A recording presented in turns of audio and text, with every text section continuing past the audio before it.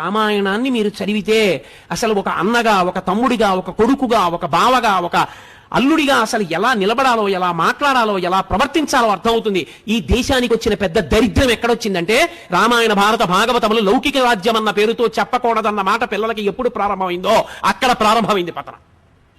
రామాయణ భారత భాగవతాలు పిల్లలకి చెప్పడం పాఠ్యాంశములుగా మారితే అప్పుడు నిజంగా అర్థమవుతుంది.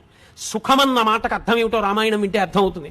ఒక్క మాట అన్నాడు దశరథుడు, ఒరే నాన్న నేను కైకమ్మకి మాట ఇచ్చానని కదా వెళ్ళిపోతున్నావు, ఒక్క పని చేయరా, నేను కైకమ్మకి మాట ఇచ్చాను, రాజ్యం తీసేసుకోమని అయిపోయిందిగా, నా పని అయిపోయింది, ఒక్క పని చేయి, రాజ్యం క్షత్రియ భోజ్యం, నేను 60,000 సంవత్సరముల వయస్సు పెద్దవాడిని అయిపోయాను, నీ ముందు నిలబడి యుద్ధం చేయలేను, యుద్ధం చేసి బాణాలతో నన్ను కొట్టేసి బంధీకృతుణ్ణి చేసి కారాగారంలో పరేసి రాజ్యం తీసేసుకోరా, నేను కారాగారపు ఊచల్లోంచి నిన్ను చూస్తూ బతికేస్తాను రా, నిన్ను చూడకుండా ఉండలేను రా అన్నాడు. అది తండ్రి అంటే కొడుకు అన్న రామచంద్రమూర్తి అన్నారు, నాన్న తండ్రిని సత్యవాక్య పరిపాలకుణ్ణి చేసి తండ్రిని ఊర్ధ్వలోకముల యందు నిలబెట్టిన వాడు కొడుకు, అంతేగాని రాజ్యం కోసం అలా చైనా వద్దు నాన్న, ఎన్నాళ్ళు 14 ఏళ్ళు తిరిగి వచ్చేస్తానని వెళ్ళిపోయాడు. అది కొడుకు, అది తండ్రి.